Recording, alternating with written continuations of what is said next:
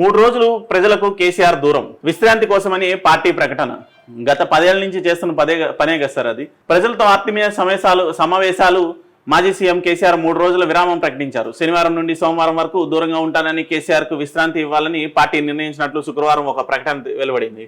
Complete గా విశ్రాంతి ఇస్తే బెటర్. ఎందుకంటే కేసీఆర్ ఇప్పటికే ఫామ్ హౌస్ కి అంకితమైన పరిస్థితుల్లో ఆయనకి పూర్తిగా విశ్రాంతి ఇస్తే బెటర్ ఏమో.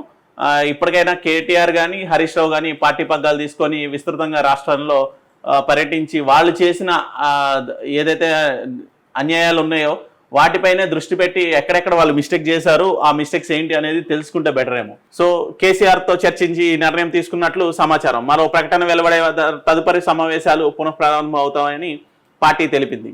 గత 2 వారాలుగా అప్రతిహతంగా కేసీఆర్ ప్రజలతో ఆత్మీయ సమావేశాలు నిర్వహించారు. 15 రోజుల్లో కేసీఆర్ను దాదాపు 50,000 మంది కార్యకర్తలు ప్రజలు కలిసినట్లు సమాచారం. ఎంతో ఓపికగా గంటల పాటు నిలబడి తన ఆత్మబంధువులను కేసీఆర్ గడిపినట్టు పార్టీ వెల్లడించింది. ఏ నియోజకవర్గాల వారు ఎప్పుడు రావాలనే విషయాన్ని త్వరితగతిన వివరాలను త్వరలో ప్రకటిస్తామని ప్రకటించారు. పార్టీ ప్రకటనలో పేర్కొంది. కేసీఆర్ పిటిషన్ పై తీర్పు రిజర్వ్డ్. విచారణ అర్హతలపై క్లారిటీ ఇవ్వనున్న హైకోర్టు. 2 రోజుల పాటు ఇరు పక్షాల వాదనలు. జ్యుడిషియల్ కమిషన్ కు వ్యతిరేకంగా పిటిషన్. జస్టిస్ నరసింహారెడ్డి నేతృత్వంలో కమిషన్ ఏర్పాటును, అది జారీ చేసిన నోటీసులను సవాల్ చేస్తూ కేసీఆర్ దాఖలు చేసిన పిటిషన్ విచారణ అర్హత తీర్పుపై హైకోర్టు రిజర్వ్ చేసింది. సో కేసీఆర్ ఏదైనా చేయగలడు, ఆయన విశ్రాంతి తీసుకోగలడు, లేదంటే కోర్టుకు రానని చెప్పగలడు, ఏదైనా చేయగలడు. కేసీఆర్ని దొర అనేది దీనికే.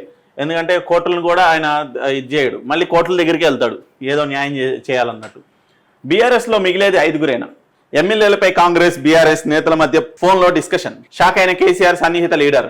ఓ పని కోసం సీఎం కోటరీ నేతకు ఫోన్. ఇరువురి మధ్య తాజా వలసలపై చర్చ. కాంగ్రెస్ లో చేరే సంఖ్యలపై గులాబీ లీడర్ ఆరా. త్వరలోనే 13 మంది చేరుతారని క్లారిటీ.